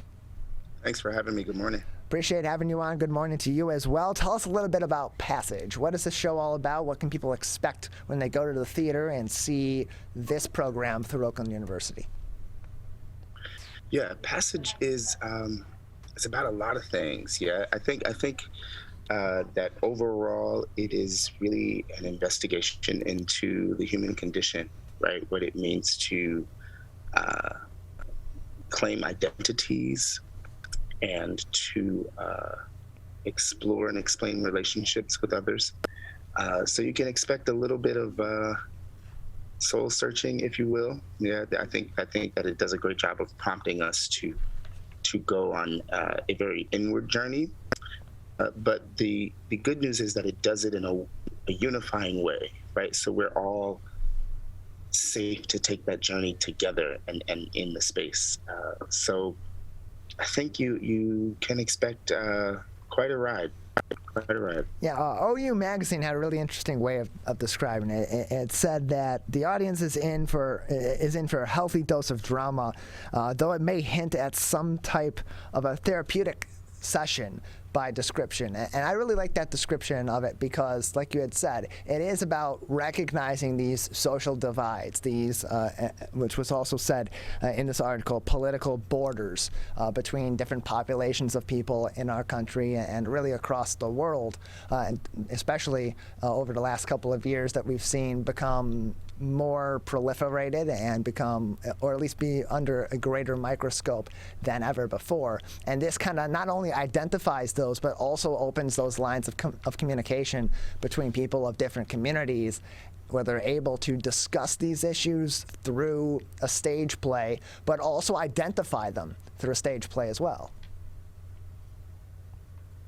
Yeah, I agree. I think that what we've tried to do with this piece is honor the conversations that are invited by the script itself, but to still make sure that we're giving you theater, and I think that especially after the year and a half that we've all had away from the theater, we as a collective, the cast, the crew, the production team, we all really came in with a newfound appreciation for what the theater can do and how we use the theater as a vehicle for conversations like this.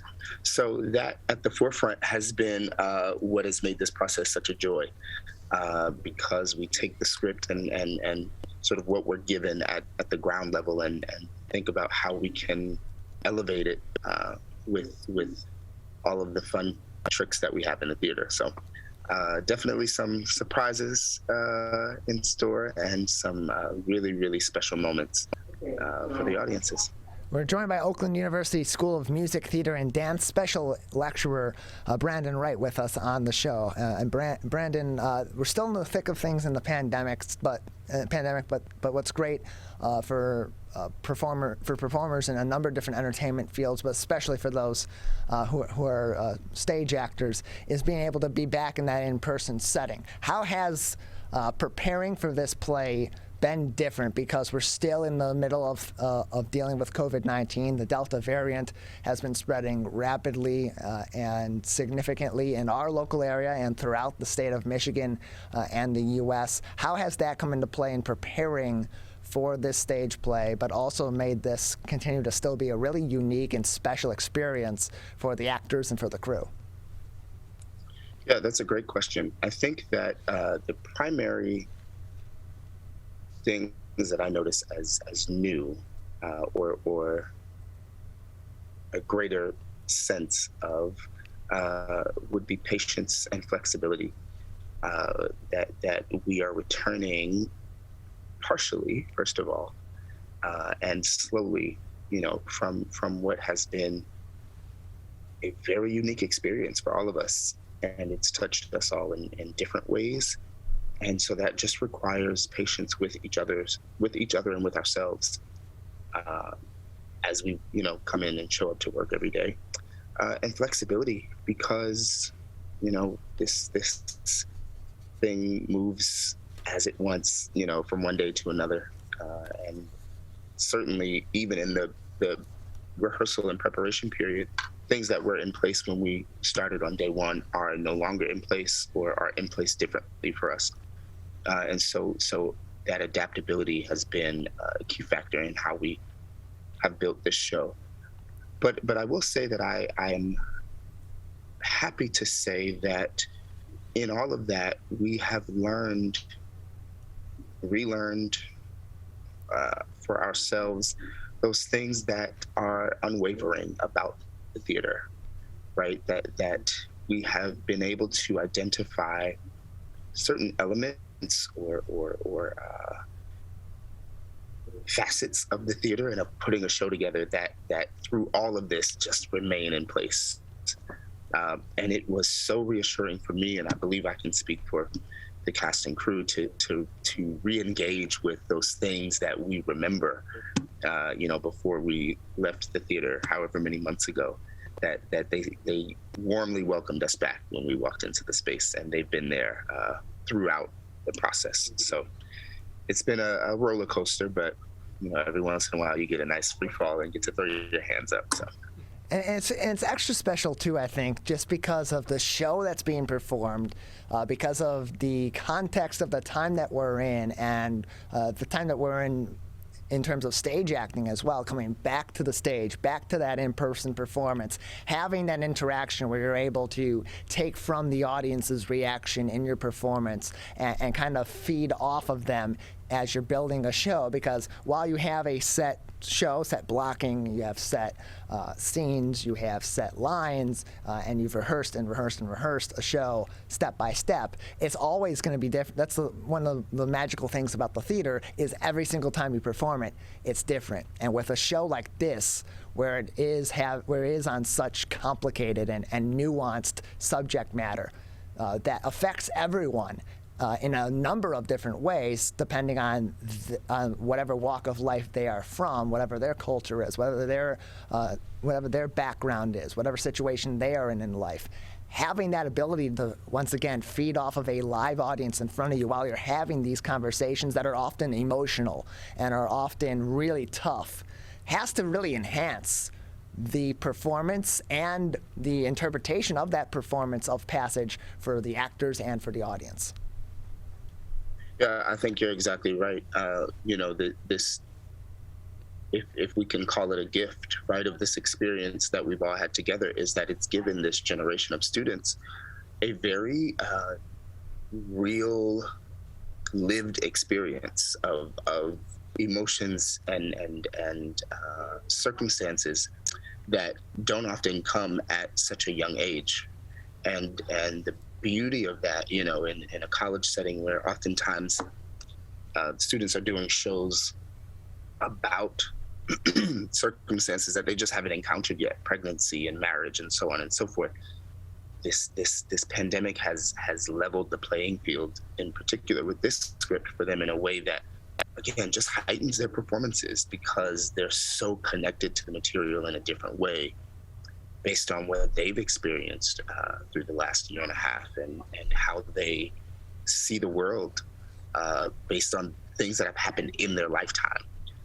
And that for me has been, like I said, if you can call anything a gift, right, I would consider that one of them, because I believe it has enriched the experience for the students, and it will make for a very, very special night for the audiences.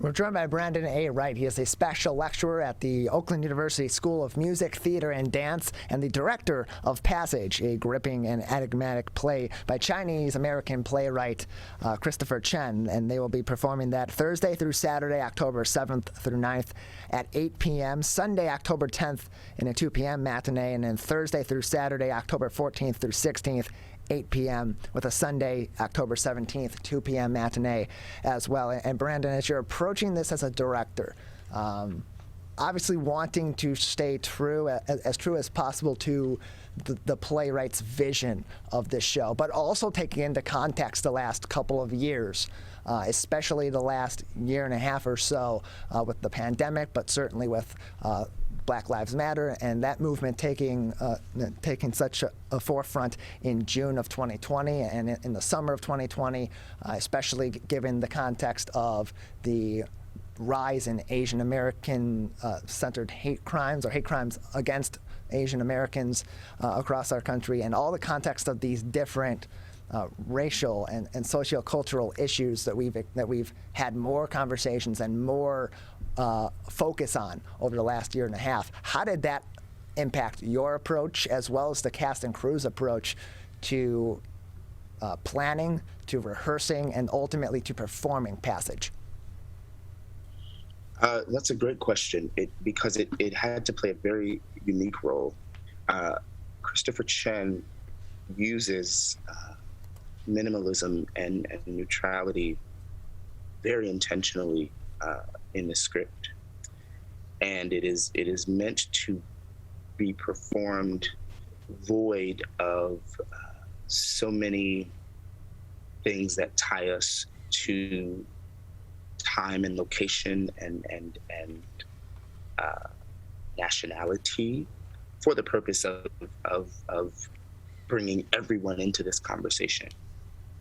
And so the way that we had to bring all of those things that you mentioned to the table was to have the conversation about them amongst ourselves, and then really dig underneath the layers of personal, right, that cause us to have such lengthy perspectives about them and get down to what lies at the foundation, right? Because that's all that we can put on stage.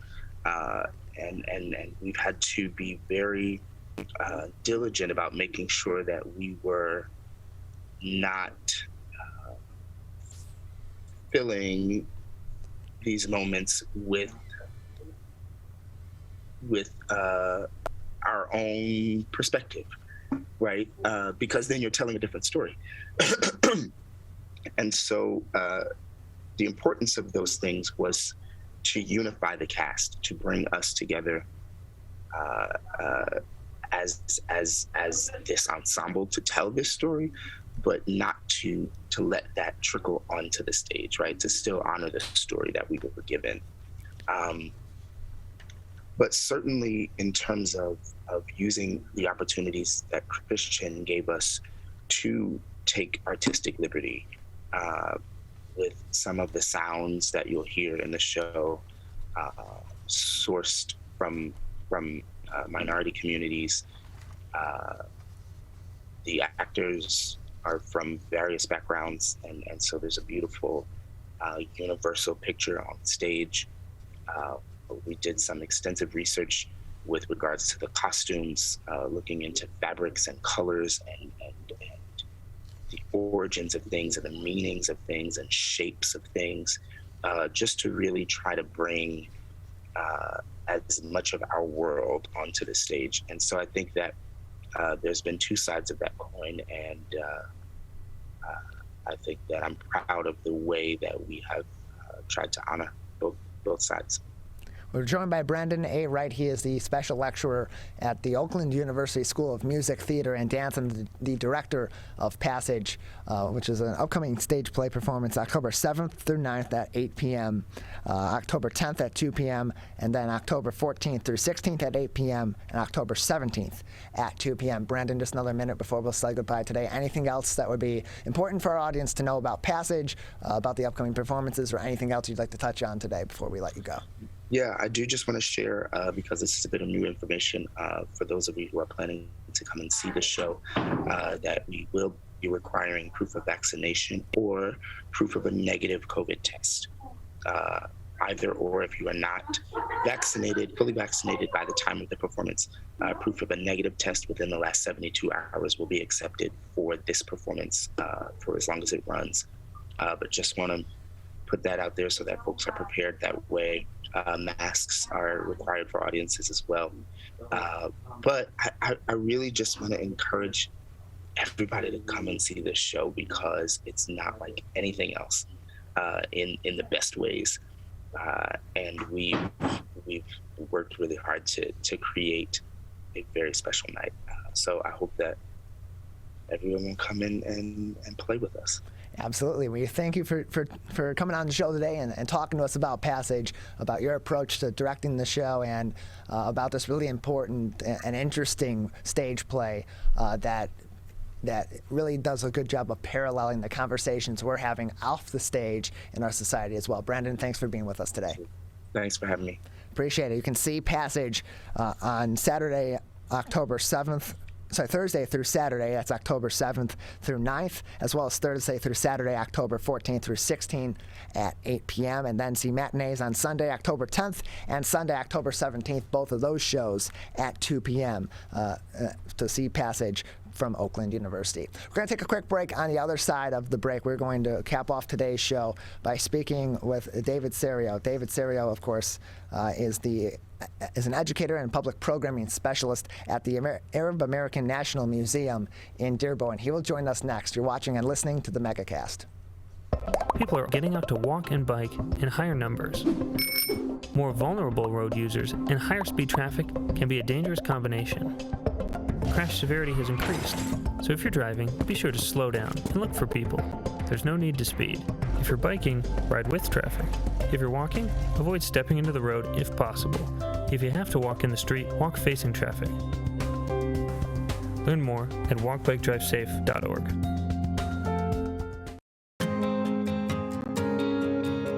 When times get dark, we can't see the help that's all around us. When you don't know where to turn, let 211 be your guiding light.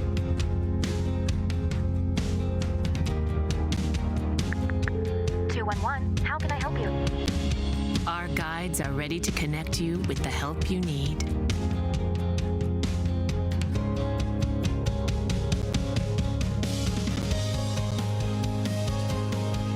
For help with food, healthcare, mental health, and other resources, call 211 or visit 211.org. 211. Get connected, get help.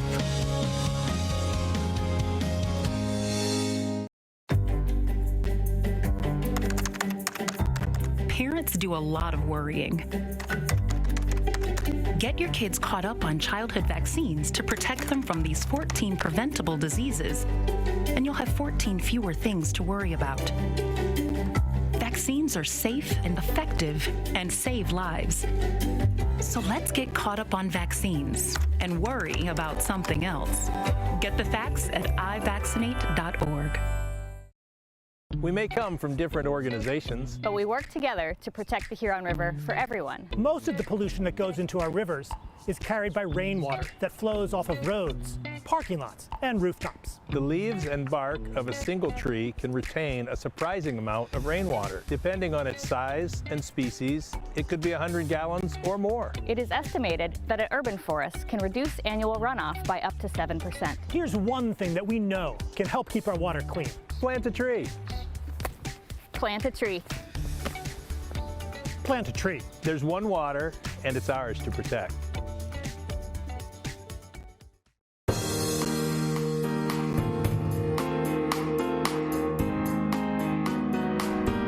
Welcome back to the Megacast. I'm Tyler Keefe here in our studios in West Bloomfield Township. We're broadcasting all throughout the Oakland County area, southeastern Michigan, and across the state of Michigan on a number of different community television and radio stations, as well as web outlets. You can learn more about all of our partnering television, radio, and other media outlets, as well as their other programming in the other 22 hours of the day, Monday through Friday, by going to our website at civiccentertv.com/megacast, where you can also find all of our interviews on demand, including our final interview today with Dave Serio, the Educator and Public Programming Specialist at the Arab American National Museum in Dearborn, who joins us today on the Megacast. Dave, thanks for being with us today.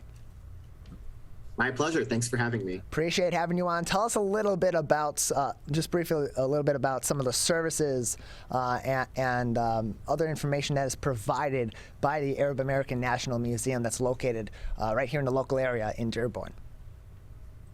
Sure, of course. So the Arab American National Museum is the first and only museum of its kind in the United States that's dedicated to telling the history, culture, and contributions of Arab Americans. So we see ourselves primarily as a space for folks to come in and get an education about who we are as Arab Americans, but also a space for the Arab American community to come in and feel represented, feel welcome, have conversations, and really just a space to kind of call their home. We're joined by Dave Serio. He is the Educator and Public Programming Specialist at the Arab American National Museum in Dearborn, joining us today on the Megacast. And Dave, let's just talk a little bit about life as an Arab American in our local area, but really just in general, especially in the 21st century. So. We are just about a month past the 20th anniversary of the September 11th attacks in New York and in Washington and in Pennsylvania, and that was a huge flashpoint in relations between other cultures, cultural subsets in the United States and the Arab American community, and it was a huge flashpoint, unfortunately, and quite severely for hate toward the Arab American community. And often it's asked, how 9/11 changed your community or your life or someone's individual life, or how it changed America. But often it's not asked enough. How did the attacks on September 11th, 2001 change life as an Arab American in the United States? Sure. Life as Arab Americans, kind of post September 11th. It did change pretty drastically. There's always been this sentiment of anti-Arab, anti-Muslim rhetoric that's existed before September 11th.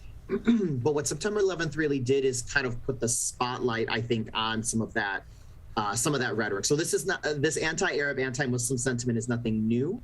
But 9/11 definitely did kind of shift the focus to the community and kind of put a spotlight on it. And honestly, it's become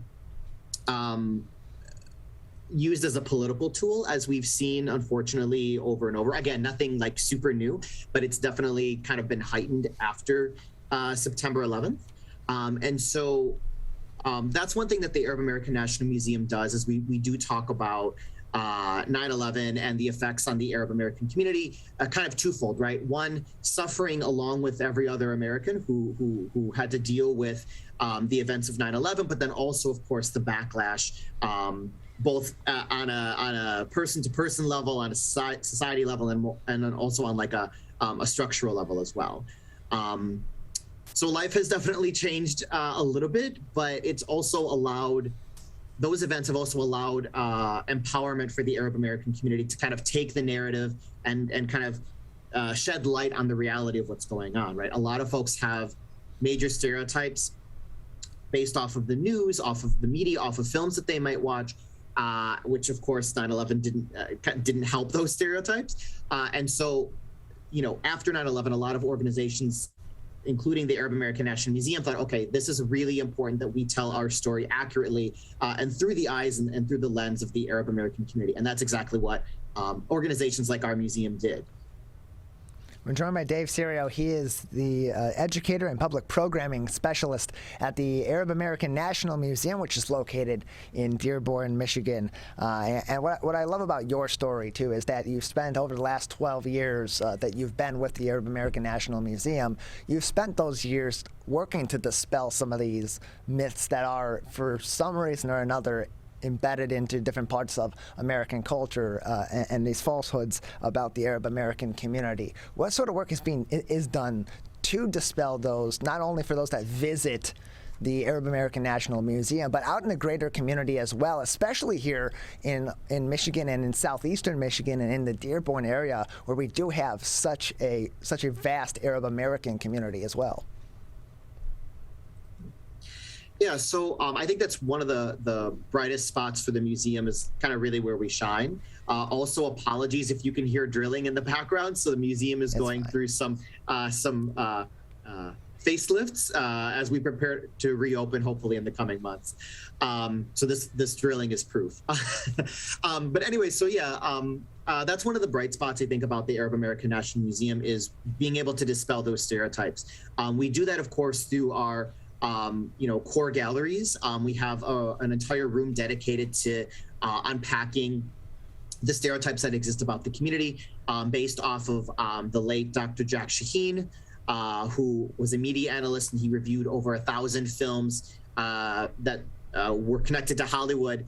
And out of 1,000 films that he watched, only 12 portrayed Arabs or Arab Americans in a positive light. And so we've used that research and exhibit to dispel to kind of help dispel the stereotypes that exist about the community through media and through film. And even outside the museum walls, there's lots of great organizations doing really effective and amazing work. You have different organizations around the Metro Detroit area, and even, of course, beyond that host events, have discussion circles, have interfaith activities and workshops. And so, yeah, I think there's a lot of organizations doing really, really great work. And one of the things that the museum tries to do is really kind of connect to those organizations to help build a network of Arab American communities and organizations to kind of help propel that work beyond just like our individual organizations. And another thing that the Arab American National Museum is doing, and that you're taking a great part in, is trying to highlight and celebrate the LGBTQ community within the Arab American community that may not get the recognition it deserves for being as vast as it is, but also has had its own subsets of trauma within the Arab American community and within the greater community in recent years as well. Care to tell us a little bit, as we have a few more minutes left today, about those efforts being done at the Arab American National Museum?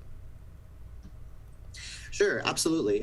So one of the things that we do at the museum is we really try to highlight any and all Arab folks who identify as Arab American. And as you can imagine, that's a really large group that we try to represent. We represent folks from 22 Arab countries across Northern Africa and Southwestern Asia. And of course, within those communities, we try to represent,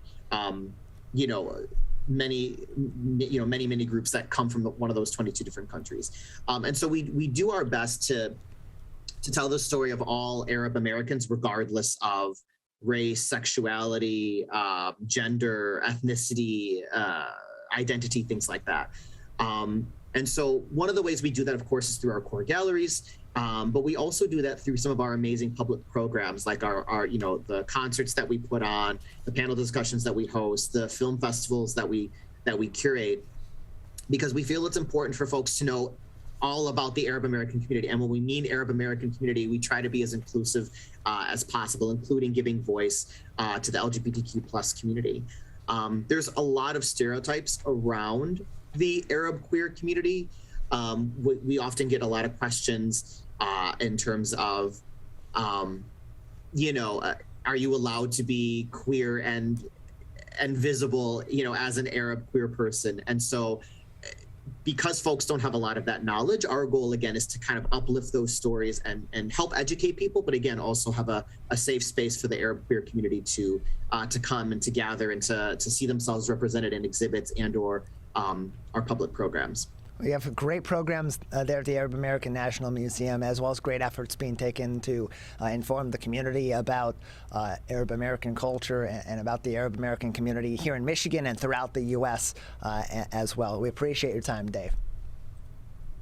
My pleasure. Thank you all so much. Thank you. You can learn more information about the Arab American National Museum, located right here in Dearborn, by going to their website at arabamericanmuseum.org. That is going to do it for today's edition of the Megacast, as we have just about a minute and a half left in today's show. I want to thank all of our guests, including Dave Serio, the Educator and Public Programming Specialist at the Arab American National Museum, located in Dearborn, Deborah Leventrosser, the owner of Shimmy Shack, for joining us today, as well as Jason Langwell, the Executive Director of the Rocket Mortgage Classic, Regina Cardenas, the Volunteer Coordinator and Data Manager, as well as Louise Mendieta, the Director of Radio Central Multicultural from Centro Multicultural La Familia, based out of Pontiac, and of course Brandon A. Wright, Special Lecturer at the Oakland University School of Music, Theater, and Dance, and Director of their upcoming stage play performance of Passage.